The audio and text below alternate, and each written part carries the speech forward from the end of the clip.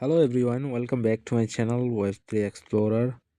তো আজকে পাউসের eligibility checker live হয়েছে এবং কুকয়েন থেকে একটা হিন্ট দেওয়া হয়েছে।